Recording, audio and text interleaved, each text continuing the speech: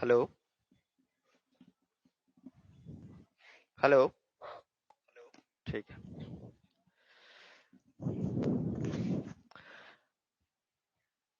Hello friends, मैं विकास sir. आज फिर से आप सभी को डीडीएस एजुकेशनल ग्रुप में स्वागत है।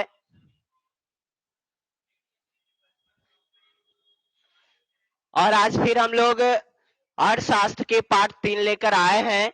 इसके पहले हम लोग 2 वीडियो देखे है ना, पार्ट 1 और पार्ट 2 को देखे थे, जिसमें अर्थव्यवस्था से संबंधित सारी बातों को आपको बताया गया था, है ना।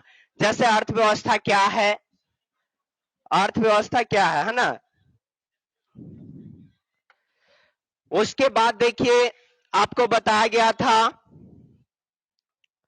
यानी कि अर्थव्यवस्था क्या है, अर्थव्यवस्था को कितने वर्गों में बांटा गया है, अर्थव्यवस्था कितने क्षेत्र के होते हैं, और अर्थव्यवस्था से संबंधित जो है पूर्ण रूप से आपको जो उससे संबंधित प्रत्येक क्वेश्चन को हम लोग देखे थे। और आज बाबू हम लोग देखेंगे पहला लेसन, यानी कि उसको हम लोग लिखेंगे।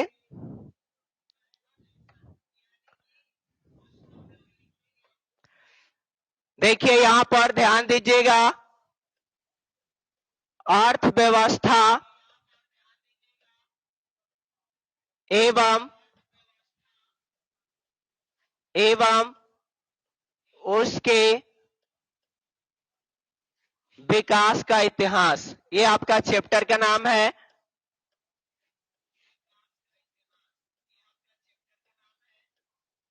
चलिए, इसमें हम लोग देख लिए थे अर्थव्यवस्था क्या है, यानी कि उससे संबंधित सारे टॉपिक को पार्ट 1 और पार्ट 2 वीडियो में आपको बता दिया गया है। अगर जो स्टूडेंट या विद्यार्थी जो है हमारे पार्ट 1 और पार्ट 2 वीडियो को नहीं देखे होंगे, तो वो हमारे जो है वीडियो को देखेंगे, वहां पे सारी बात आपको बताया गया है। और आज का हम लोग वीडियो में, यानी कि आज के क्लास में जो है हम लोग डिस्कस करने वाले हैं फर्स्ट लेसन का कुछ मूल बिंदु, है ना। कुछ मूल बिंदु पर अगर हम लोग बात करेंगे बाबू, तो यहाँ ध्यान दीजिएगा आप लोग। मूल बिंदु की अगर हम लोग बात करें, मूल बिंदु की अगर बात करेंगे पहले लेसन का, तो देखिए यहाँ पे मूल बिंदु पर हम लोग बात कर रहे हैं। देखिए तो मूल बिंदु की अगर हम लोग बात कर ले बाबू, तो आपको बताया गया था अर्थव्यवस्था से संबंधित अगर मूल बिंदु की बात करेंगे, तो अर्थव्यवस्था का कई परिभाषा बताया गया था। और अर्थव्यवस्था में हमने आपको यह भी बताया था कि जब तक अपने देश पर ब्रिटिश सरकार का शासन रहा, तब तक जो है अपना देश, है ना, जब तक जो है अपना देश जो है अंग्रेज शासन का उपनिवेश बना रहा था। अर्थात हम लोग कह सकते हैं स्टार पॉइंट में कि भारत जो है अंग्रेजी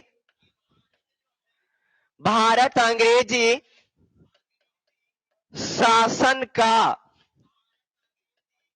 उपनिवेश था। भारत अंग्रेजी शासन का क्या था बाबू? उपनिवेश था। यानी कि ऑब्जेक्टिव के तौर पे आपसे पूछा जा सकता है कि भारत अंग्रेजी शासन का डॉट था, तो आपको याद रखना है कि भारत अंग्रेजी शासन का क्या था? उपनिवेश था। और भारत अंग्रेजी शासन का उपनिवेश इसलिए था कि अपने देश पर, हमने जब फर्स्ट क्लास में आपको बताया था कि अपने देश पर अंग्रेजी सरकार यानी कि ब्रिटिश सरकार जो है वो लगातार जो है 2 वर्षों तक अपने देश पर क्या किया था? शासन किया था। और शासन करने के साथ साथ ये हमारे देश के लोगों को ही नहीं, बल्कि ये हमारे देश के अर्थव्यवस्था को भी काफी क्या किया था? शोषित किया था। इससे हम लोग दूसरे पॉइंट को लिख सकते हैं यहां पर बाबू, अर्थव्यवस्था से संबंधित हम लोग लिख सकते हैं कि अंग्रेजी शासन जो है वो भारतीय अर्थव्यवस्था का क्या किया था? शोषण किया था। और शोषण इसलिए करता था क्योंकि वो अंग्रेजी शासक जो था या ब्रिटिश सरकार जो था वो अपने देश पर लगातार 200 वर्षों तक शासन किया था। इसलिए 200 वर्ष तक जब ब्रिटिश सरकार जो अपने देश पर शासन किया तो वो केवल 200 वर्षों में अपने देश के नागरिकों को शोषित नहीं किया बल्कि अपने देश की अर्थव्यवस्था को भी क्या किया था? काफी शोषित किया था। तो दूसरे पॉइंट में आपको लिखना है जो है मूल बिंदु के तौर पर कि अंग्रेजी शासन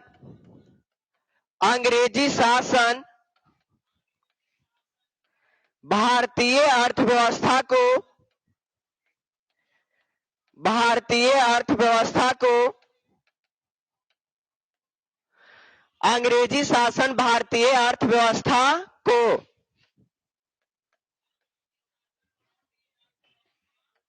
शोषित किया था।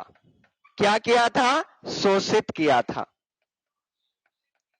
इसको आप लिखते चलेंगे, ये सभी के सभी अर्थव्यवस्था से संबंधित है।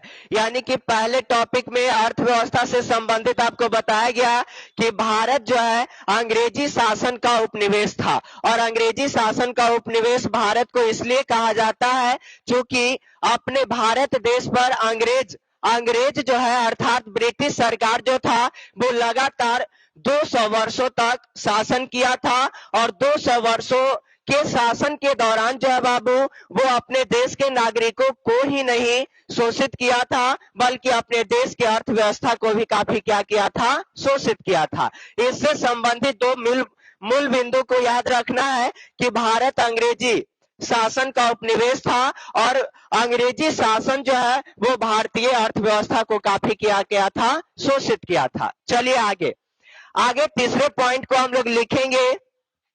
अर्थव्यवस्था में दो मूल बिंदु और आपको याद क्या रखना है कि ब्राउज ने कहा था, यानी कि ब्राउज के अनुसार बाबू आपको बताया गया था अर्थव्यवस्था का परिभाषा। तो यहां लिखेंगे ब्राउज के अनुसार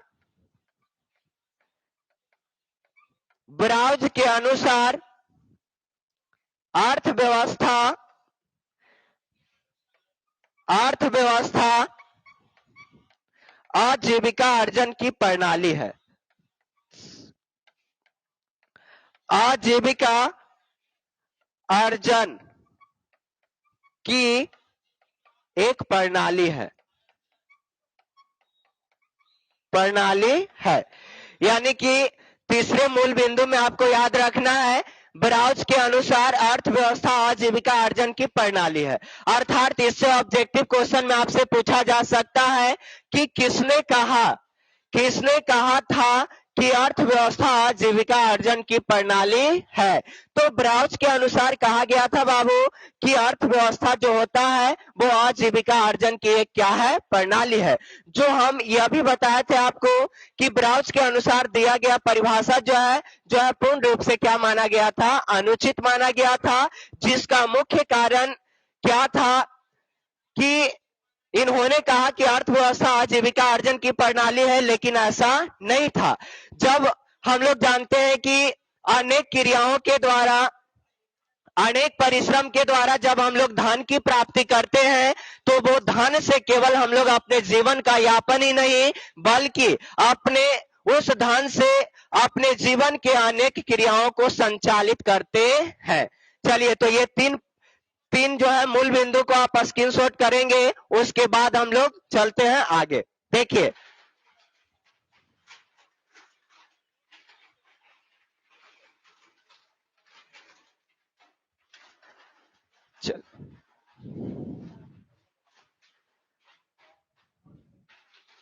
देखिए आगे ये 3 पॉइंट को आपको याद रखना है। आगे देखिए, मूल बिंदु में हम लोग आगे चलेंगे। आपको आगे कुछ इस तरह से पॉइंट हम बताए थे आपको बाबू मूल बिंदु में याद रखने के लिए, वो बताए होंगे आपको अर्थव्यवस्था के वर्ग से। देखिए, तो अर्थव्यवस्था के वर्ग से हम लोग बात करेंगे। अर्थव्यवस्था के वर्ग से अगर हम लोग मूल बिंदु की बात करेंगे, अर्थव्यवस्था के वर्ग से मूल बिंदु की अगर बात किया जाए बाबू, तो उसमें आपको ऑब्जेक्टिव के लिए पूछा जाता है या पूछा जा सकता है कि कौन कौन से देश में, है ना, कौन कौन से देश में, कौन कौन से देश में पूंजीवादी पूंजीवादी अर्थव्यवस्था लागू है, पूंजीवादी अर्थव्यवस्था लागू है।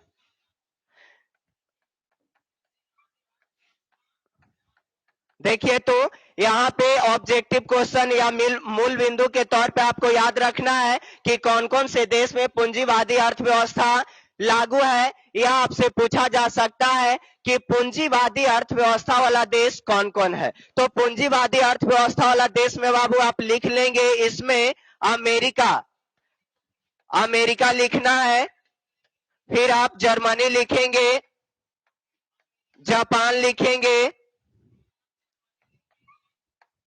जापान, ऑस्ट्रेलिया, ऑस्ट्रेलिया इत्यादि।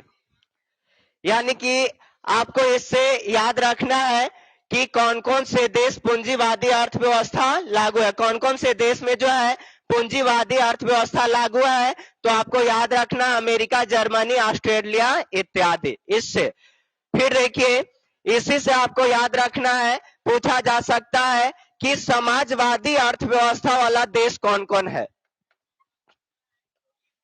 समाजवादी अर्थव्यवस्था वाला देश, समाजवादी अर्थव्यवस्था वाला देश कौन कौन है, समाजवादी अर्थव्यवस्था वाला देश कौन कौन है। तो देखिए बाबू, यहाँ पे ध्यान आपको देना है, समाजवादी अर्थव्यवस्था वाला अगर हम लोग देश की बात करेंगे तो समाजवादी अर्थव्यवस्था वाला देश में आपको हम बता दिए थे रूस, आपको याद रखना है रूस, चीन, उत्तरी कोरिया, उत्तरी कोरिया, उत्तरी कोरिया, क्यूबा इत्यादि। यानी कि समाजवादी अर्थव्यवस्था वाला देश में आपको याद रखना है रूस, उत्तरी कोरिया, चीन और क्यूबा। इसको आप स्क्रीनशॉट लीजिए, उसके बाद हम आगे चलते हैं। इसको आप स्क्रीनशॉट लीजिए, उसके बाद हम आगे चलते हैं।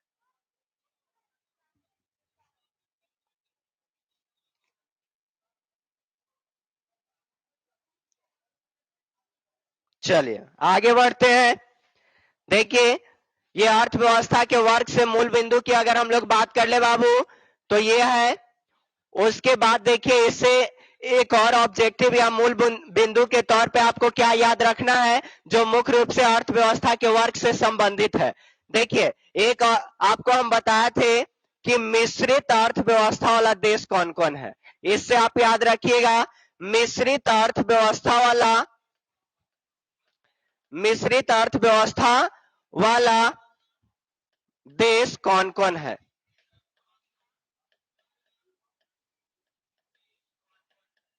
देखिए तो यहां ध्यान देना है, मिश्रित अर्थव्यवस्था वाला देश कौन कौन है। तो इसमें हम आपको बताए थे याद रखने के लिए, भारत, पाकिस्तान, पाकिस्तान और एक था आपका संयुक्त राज्य अमेरिका।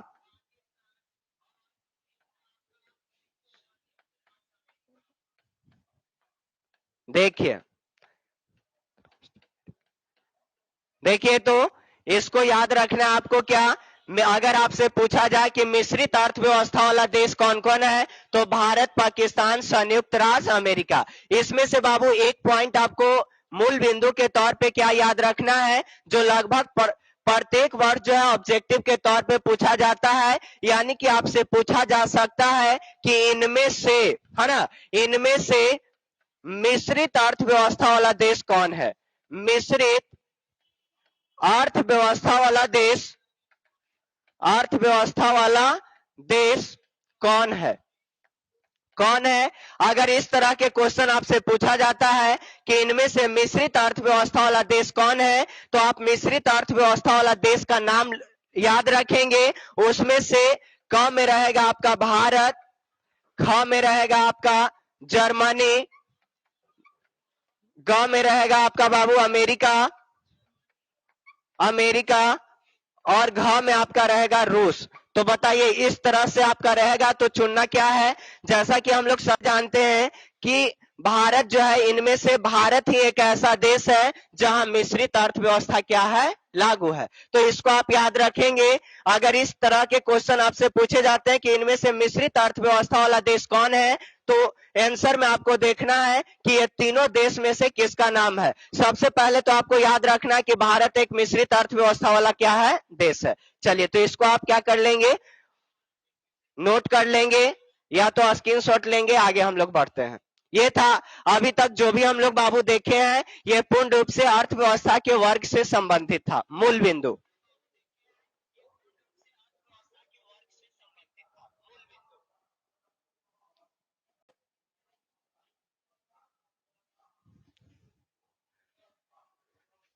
चलिए, अब हम लोग थोड़ा सा आगे बढ़ेंगे। देखिए, आगे हम लोग बढ़ते हैं। अब थोड़ा सा आपको ध्यान देना है। वर्ग के बाद देखिए, वर्ग के बाद हम लोग देखे थे अर्थव्यवस्था के क्षेत्र। अर्थव्यवस्था के क्षेत्र हम लोग देखे थे। अब अर्थव्यवस्था के क्षेत्र से आपको क्वेश्चन जो है आपसे किस तरह से पूछा जाता है वो ध्यान देंगे। अर्थव्यवस्था के क्षेत्र, सबसे पहले तो हम लोग को जानना यह है कि अर्थव्यवस्था को कितने क्षेत्रों में बांटा गया। तो हम बताए थे कि अर्थव्यवस्था को 3 क्षेत्रों में बांटा गया था, जिसमें आपका आपका प्राथमिक क्षेत्र था, दूसरा द्वितीयक क्षेत्र था, और तीसरा आपका तृतीयक था। तो यहाँ ध्यान रखिएगा कि अर्थव्यवस्था को क्षेत्र यानी कि अर्थव्यवस्था के क्षेत्र को 3 वर्गों में बांटा गया है। और इससे क्वेश्चन बाबू कैसे पूछता है ये देखिए। पहले क्षेत्र का नाम हम यहाँ लिख रहे हैं, पहला प्राथमिक क्षेत्र। देखिए, तो यहाँ ये बताए होंगे, हम आपको वीडियो में देख लीजिएगा। दूसरा बताए होंगे आपको द्वितीयक क्षेत्र, द्वितीयक क्षेत्र, और तीसरा बाबू आपको बताया गया होगा, तीसरा तृतीयक क्षेत्र, तृतीयक क्षेत्र। अब जानेंगे कि इससे क्वेश्चन कैसे पूछता है। ये तीनों यानी कि अर्थव्यवस्था के ये 3 क्षेत्र में से सबसे ज्यादा इंपॉर्टेंट जो है वो आपका प्राथमिक क्षेत्र है। और इसको हम बाबू आपको बताए होंगे कि ऑब्जेक्टिव के तौर पे इससे क्वेश्चन कैसे पूछा जाता है। और ये बात को जानने से पहले हम लोग जानेंगे प्रत्येक क्षेत्र को उपनाम क्या दिया गया है या क्या कहा जाता है। तो वीडियो आप नहीं देखे होंगे तो देख लीजिएगा। उसमें हमने बताया था कि प्राथमिक क्षेत्र को कृषि क्षेत्र कहा जाता है, कृषि क्षेत्र कहा जाता है। प्राथमिक क्षेत्र को कृषि क्षेत्र कहा जाता है। द्वितीयक क्षेत्र को हम आपको बताए थे, द्वितीयक क्षेत्र को औद्योगिक क्षेत्र कहा जाता है, औद्योगिक क्षेत्र कहा जाता है। और तृतीयक क्षेत्र को बाबू सेवा क्षेत्र कहा जाता है, सेवा क्षेत्र। अब देखिए ऑब्जेक्टिव क्वेश्चन इससे कैसे पूछा जा सकता है। मान लिया जाए कि आपसे पूछ दिया जाए कि प्राथमिक क्षेत्र को क्या कहा जाता है, तो आप याद रखेंगे कि प्राथमिक क्षेत्र को कृषि क्षेत्र कहा जाता है। और इसके अंतर्गत बाबू हम आपको बताए थे कि प्राथमिक क्षेत्र को कृषि क्षेत्र कहा जाता है, जिसके अंतर्गत कृषि के अलावा पशुपालन, मत्स्य पालन, मुर्गी पालन इत्यादि आता है। उसके बाद देखिए द्वितीय क्षेत्र से आपसे क्वेश्चन पूछा जा सकता है कि द्वितीय क्षेत्र को क्या कहा जाता है। तो द्वितीय क्षेत्र को औद्योगिक क्षेत्र कहा जाता है, जिसके अंतर्गत कोयला उद्योग, पेट्रोलियम, बिजली उत्पादन इत्यादि आते हैं। उसके बाद देखिए इसमें ध्यान आपको रखना है, तृतीय क्षेत्र में ध्यान रखिएगा कि तृतीय क्षेत्र को सेवा क्षेत्र कहा जाता है। अर्थात जिस क्षेत्र के द्वारा जो है लोगों को सेवा प्रदान की जाती है, वैसे क्षेत्र को हम लोग सेवा क्षेत्र कहते हैं। जैसे सेवा क्षेत्र की बात करें तो हम लोग बताया गया होगा आपको, जैसे परिवहन, संचार व्यवस्था, है ना, शिक्षण संस्थान, ये सभी के सभी बाबू सेवा क्षेत्र के अंतर्गत आते हैं। तो ये आपको हो गया अर्थव्यवस्था के क्षेत्र से तीन जो है मूल बिंदु जिससे लगभग क्वेश्चन ऑब्जेक्टिव में आपसे पूछे जाते हैं। तो ये तीनों को आप ऐड कर लीजिएगा।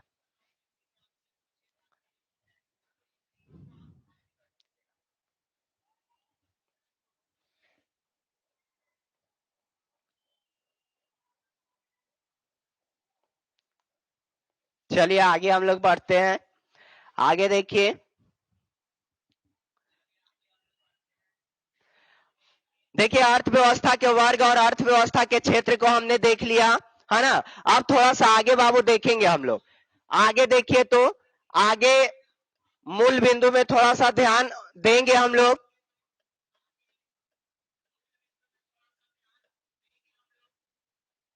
मूल बिंदु में आपको ध्यान देना है आगे, जैसे आर्थिक क्रिया से संबंधित, आर्थिक क्रिया से संबंधित बाबू हमने आपको 2 पॉइंट बताया था।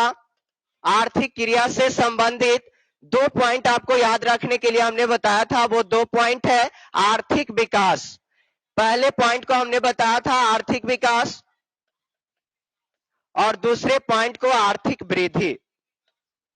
देखिए इससे ऑब्जेक्टिव क्वेश्चन के लिए आपको याद रखना है, जैसे आर्थिक क्रिया का परिभाषा हमने बताया था आपको पिछले क्लास में, पिछले वीडियो में, कि जिस क्रिया के द्वारा आय की प्राप्ति या जिस क्रिया के द्वारा आमदनी होती है उसे हम लोग आर्थिक क्रिया कहते हैं। उसके बाद बाबू हमने आपको बताया था, ये भी बात याद रखने के लिए, आर्थिक क्रिया से संबंधित 2 बात याद रखने के लिए हम बताए थे आपको।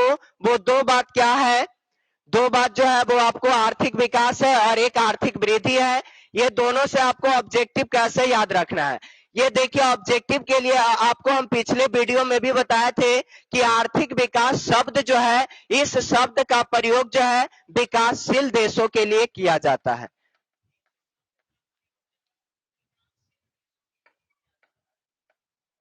विकासशील देशों के लिए किया जाता है।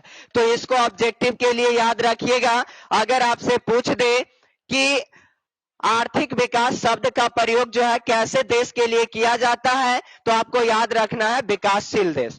उसके बाद देखिए, आर्थिक वृद्धि शब्द का प्रयोग आपसे पूछे तो याद रखना है विकसित देश। विकसित देश यानी कि आर्थिक वृद्धि शब्द का प्रयोग जो है विकसित देशों के लिए किया जाता है, जबकि आर्थिक विकास शब्द का प्रयोग जो है विकासशील देशों के लिए किया जाता है। ये आप याद रखेंगे। ये दोनों का परिभाषा, अगर आर्थिक विकास क्या है पूछ दिया जाए आपसे, तो आपको याद रखना है कि देश में वस्तुओं के उत्पादन एवं सेवाओं में अगर वृद्धि या बढ़ोतरी होती है तो उस वृद्धि या बढ़ोतरी को ही हम लोग आर्थिक विकास कहते हैं। और आर्थिक वृद्धि का परिभाषा आपको बताया गया था कि विकसित देशों में, है ना, विकसित देशों में होने वाली वृद्धि को ही क्या कहा जाता है? आर्थिक वृद्धि कहा जाता है। और आर्थिक वृद्धि शब्द का प्रयोग जो है विकसित देशों के लिए, जबकि आर्थिक विकास शब्द का प्रयोग विकासशील देशों के लिए किया जाता है। इसको उतार लीजिए।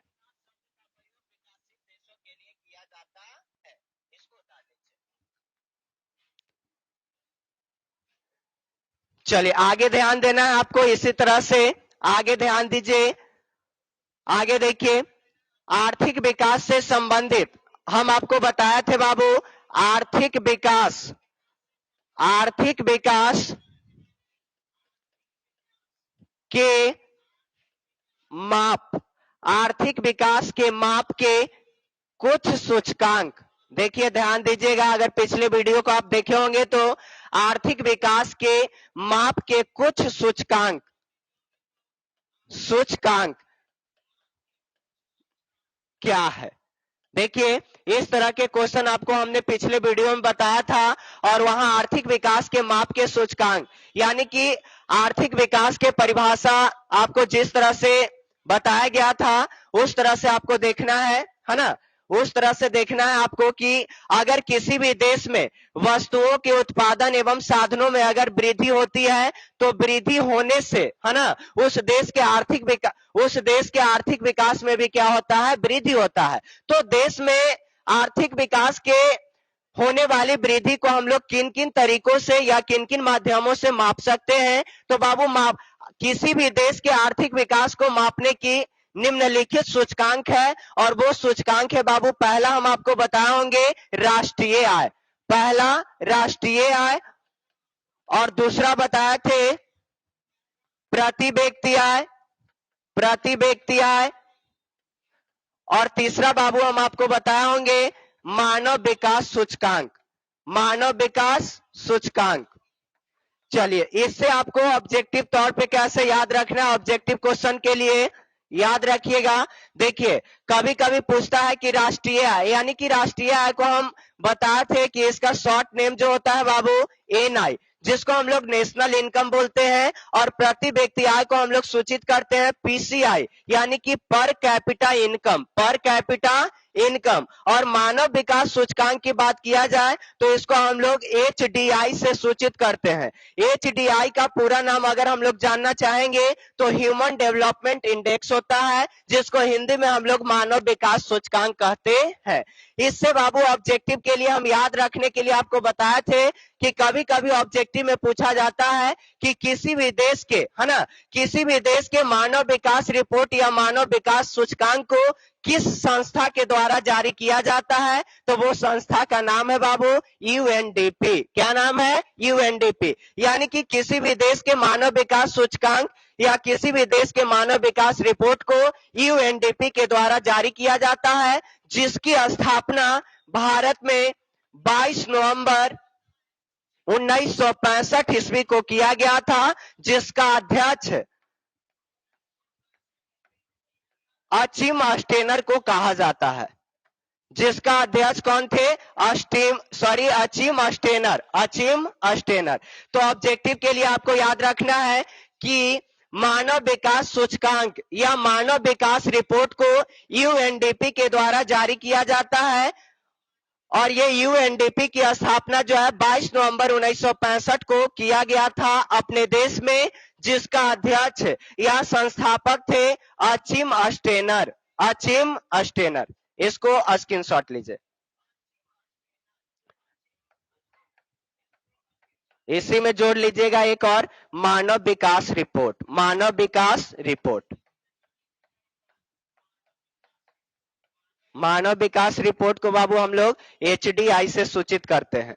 एचडीआई का पूरा नाम होता है एचडीआर इसको बोलते हैं एचडीआर, यानी कि मानव विकास रिपोर्ट को हम लोग एचडीआर से सूचित करते हैं, और वो एचडीआर का पूरा नाम होता है human development report, human development report. Human development report की अगर हम लोग बात करेंगे तो इसका पूरा नाम ह्यूमन डेवलपमेंट रिपोर्ट होता है, और मानव विकास सूचकांक का एचडीआई। ये दोनों को जो है अपने देश में यूएनडीपी जो है एक संस्था है जिसके द्वारा जारी की जाती है, और ये यूएनडीपी का स्थापना जो है 22 नवंबर 1965 ईस्वी को किया गया था।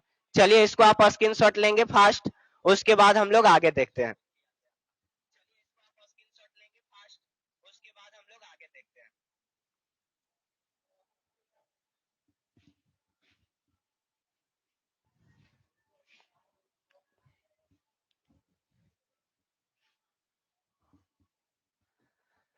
चलिए आगे हम लोग थोड़ा सा देखेंगे। आर्थिक नियोजन बताए थे हम बाबू, आर्थिक नियोजन, इससे ऑब्जेक्टिव के लिए आपको क्या याद रखना है। देखिए, तो आर्थिक नियोजन हम बताए थे, और आर्थिक नियोजन का परिभाषा आपको बताया गया था बाबू कि प्राथमिकताओं के अनुसार देश में उपलब्ध संसाधन का उपयोग करना ही क्या कहलाता है? आर्थिक नियोजन कहलाता है। यानी कि प्राथमिकताओं के अनुसार देश में उपलब्ध संसाधन का उपयोग जब मानव अपनी आवश्यकताओं की पूर्ति करने के लिए करता है तो उसको हम लोग आर्थिक नियोजन कहते हैं। और ये आर्थिक नियोजन के लिए बाबू भारत में पहली योजना की शुरुआत जो है, यानी कि पहली योजना का स्थापना या शुरुआत कह सकते हैं, यानी कि योजना आयोग का गठन, योजना आयोग का गठन, योजना आयोग का गठन। ये हम आपको बताए थे कि भारत में योजना आयोग का गठन जो है आपको 15 मार्च 1950 ईस्वी को किया गया था, भारत के प्रथम प्रधानमंत्री पंडित जवाहरलाल नेहरू के द्वारा। ध्यान दीजिएगा, ये क्वेश्चन भी ऑब्जेक्टिव में पूछा जाता है कि योजना आयोग का गठन कब किया गया था। तो अगर कब पूछता है आपसे तो 15 मार्च 1950 याद रखेंगे। अगर आपसे पूछा जाता है कि योजना आयोग का गठन किसके द्वारा किया गया था तो याद रखेंगे पंडित जवाहरलाल नेहरू, जो भारत के प्रथम प्रधानमंत्री थे। चलिए उसके बाद हम लोग देखेंगे अगले टॉपिक को हम लोग देखेंगे। देखिए अगले टॉपिक में आपको याद क्या रखना है, जैसे अभी हम बताएं आर्थिक विकास के माप के सूचकांक, उसमें आपसे पूछा जाता है कि किसी भी देश के आर्थिक विकास को मापने की सबसे अच्छी तरीका क्या है। तो आर्थिक विकास याद रखेंगे, स्टार पॉइंट में इसको ऐड कर लेंगे आप लोग। आर्थिक विकास के माप के सबसे अच्छी तरीका क्या है, अच्छी तरीका क्या है। तो किसी भी देश के आर्थिक विकास के मापने की सबसे अच्छी तरीका जो है बाबू, वो आपको याद रखना है प्रति व्यक्ति आय। प्रति व्यक्ति आय। अगर आपसे क्वेश्चन पूछ दिया जाए कि किसी भी देश के, या किसी भी देश ना पूछ के डायरेक्ट आपसे पूछा जाए कि आर्थिक विकास के मापने की सबसे अच्छी तरीका क्या है, तो किसी भी देश के आर्थिक विकास के मापने की अच्छी तरीका जो होता है प्रति व्यक्ति आय होता है। यानी कि प्रति व्यक्ति आय के आधार पर जो है हम लोग हम लोग क्या कर सकते हैं, आर्थिक विकास की माप कर सकते हैं। चलिए तो ये आपको याद रखना है।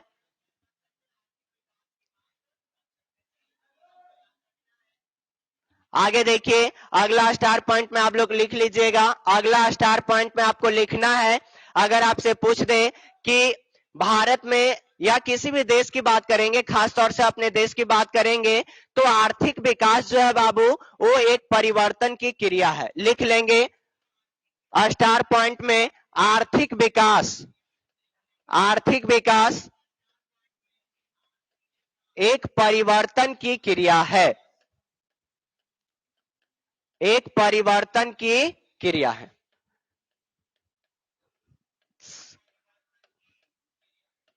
आर्थिक विकास जो है वो एक परिवर्तन की क्रिया है, और परिवर्तन की क्रिया, इसे आर्थिक विकास को इसलिए कहा जाता है क्योंकि किसी भी देश में अगर वस्तुओं के उत्पादन एवं साधनों में कभी वृद्धि होती है तो कभी कमी भी होता है। इसलिए हम लोग कहते हैं कि आर्थिक विकास जो है वो एक परिवर्तन की क्रिया है। इसी से संबंधित दूसरा स्टार पॉइंट आप लिखेंगे, भारत में आर्थिक विकास, भारत में आर्थिक विकास का श्रेय, भारत में आर्थिक विकास का श्रेय, भारत में आर्थिक विकास का श्रेय नियोजन को दिया जा सकता है, नियोजन को दिया जा सकता है।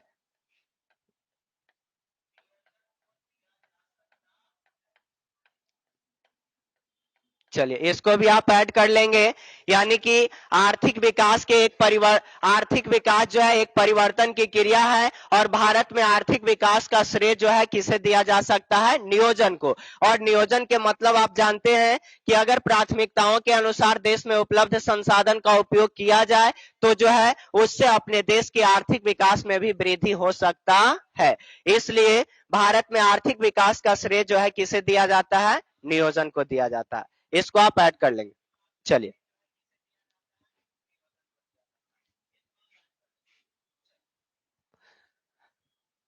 उसके बाद एक दो क्वेश्चन और है, जैसे अगर हम लोग बात करेंगे तो बिहार के जीवन के आधार की बात कर लेंगे, है ना। बिहार के कभी कभी पूछा जाता है, ये लिख लेंगे, बिहार के जीवन का आधार, जीवन का आधार, बिहार के जीवन का आधार जो है वो आपका कृषि है।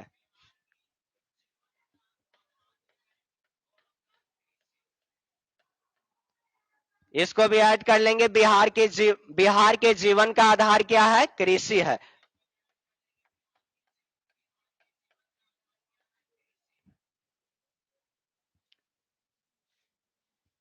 देखिएगा, बिहार से रिलेटिव आपको और एक क्वेश्चन इसमें याद रखना है। बिहार में, है ना, बिहार में जो है बिहार वृद्धि यानी कि बिहार के विकास वृद्धि में आप कह सकते हैं बिहार में विकास का बिहार में विकास का सबसे बड़ा बाधक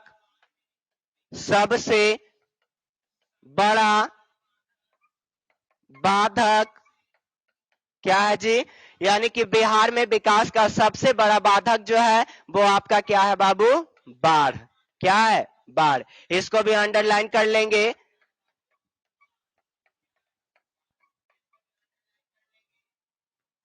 चलिए, बिहार में विकास का सबसे बड़ा बाधक क्या है? बाढ़।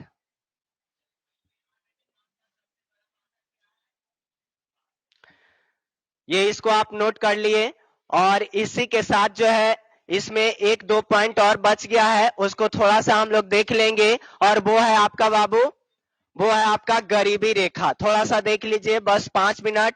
गरीबी रेखा की अगर हम लोग बात करेंगे तो गरीबी रेखा, मुख्य रूप से गरीबी रेखा की अगर हम लोग बात कर ले तो भारत में गरीबी रेखा को जो है आपका, ये गरीबी रेखा को जो है विधान यानी कि विधान के द्वारा इसको हम लोग कह सकते हैं कि एक जो है बॉर्डर लाइन के द्वारा भारत में इसे सीमांकन किया गया है। यानी कि गरीबी रेखा की अगर हम लोग बात करेंगे बाबू, तो गरीबी रेखा को भारत में बॉर्डर लाइन अर्थात जो है इसे गरीबी रेखा को निर्धारित किया गया है, जो सीमांकन है ना, सीमांकन के द्वारा जो है भारत में गरीबी रेखा को निर्धारित किया गया है, जिसमें ये गरीबी रेखा को जो है कैलोरी यानी कि गरीबी रेखा का मापदंड जो है कैलोरी के आधार पर किया गया है। किसके आधार पर किया गया है? कैलोरी के आधार पर।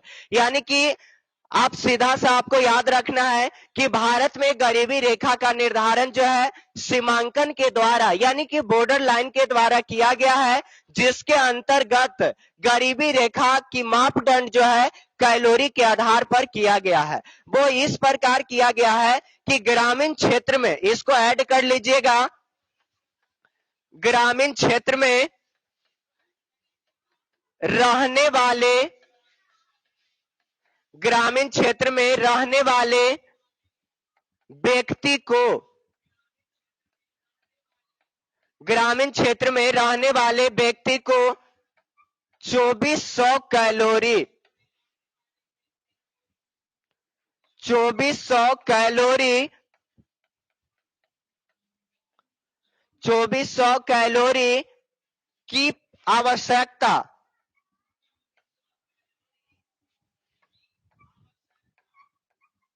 प्रतिदिन होता है। यानी कि ग्रामीण क्षेत्र में रहने वाले व्यक्ति को 2400 कैलोरी की आवश्यकता प्रतिदिन होता है। और इसी में एक और आप ऐड कर लीजिएगा, शहरी क्षेत्र में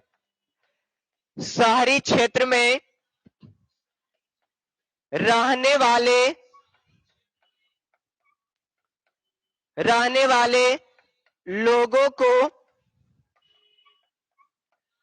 2100 कैलोरी, ये कभी कभी ऑब्जेक्टिव में पूछा जाता है, आपसे पूछ दिया जाए कि ग्रामीण क्षेत्र में रहने वाले लोगों को कितने कैलोरी प्रतिदिन जो है आवश्यक होता है, तो 2400 कैलोरी। और शहरी क्षेत्र में रहने वाले लोगों को प्रतिदिन जो है 21 कैलोरी, है ना, 2100 कैलोरी की आवश्यकता होती है।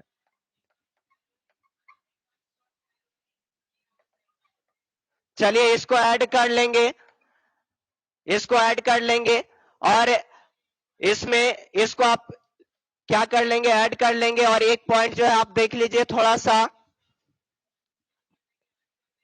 नरेगा। देखिए ये लास्ट पॉइंट आपका है, नरेगा की बात करेंगे, है ना, तो नरेगा को भारत में जो है नरेगा को भारत में जो है विधान अधिनियमित यानी कि अधिनियमित के द्वारा जो है नरेगा को भारत में विधान के द्वारा अधिनियमित किया गया है। और इसको 7 सितंबर, देखिए तो बाबू यहाँ 7 सितंबर 2005 को, यानी कि नरेगा और मनरेगा की बात करेंगे तो इसे भारत में 7 सितंबर 2005 को लागू किया गया। और मनरेगा या नरेगा आपसे पूछे तो इसमें आपको याद रखना है कि यह राष्ट्रीय ग्रामीण गारंटी रोजगार योजना है ना। यानी कि नरेगा जो है वो राष्ट्रीय गारंटी ग्रामीण रोजगार योजना है, जिसके अंतर्गत एक वर्ष में जो है कम से कम लोगों को, एक वर्ष में कम से कम लोगों को 100 दिन रोजगार देने की प्रावधान दिया गया है। तो इसको आप याद कर लेंगे कि मनरेगा या नरेगा के अंतर्गत एक वर्ष में लोगों को कम से कम 100 दिन रोजगार देने की प्रावधान दी गई है। चलिए इसको नोट कर लेंगे। और इसी इसी के साथ जो है आपका पहला लेसन, इतिहास का पहला लेसन जो है आपका समाप्त हुआ। और जो विद्यार्थी पिछले वीडियो को नहीं देखे हैं वो देख लेंगे ताकि आपको समझ में आ जाएगा। ठीक है, तो अगले वीडियो के लिए आपका जो है जब शेड्यूल लगाया जाएगा तो आप रेडी रहेंगे इसको देखने के लिए। और अगले वीडियो में हम लोग जब भी आएंगे तो दूसरे लेसन के साथ, जिसका नाम है राज्य एवं राष्ट्र क्या है। चलिए तो आप सभी को धन्यवाद।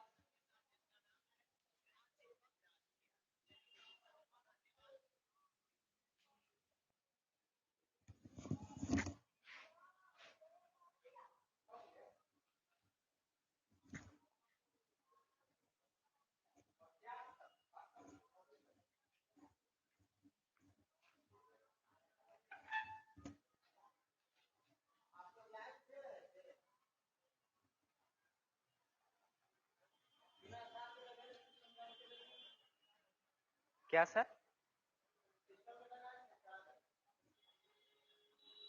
पता ना, पिंटू सर न जानेंगे।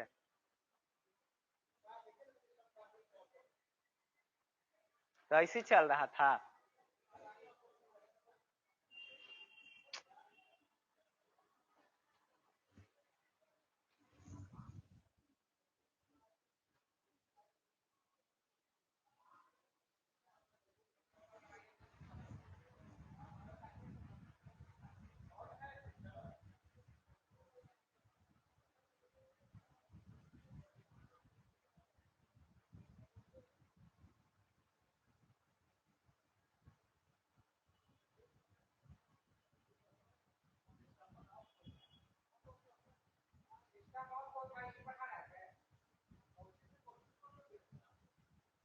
हम खाली इसको क्लिक किए हैं बस। अब वो न जानेंगे पिंटू सर ना क्या करके गए।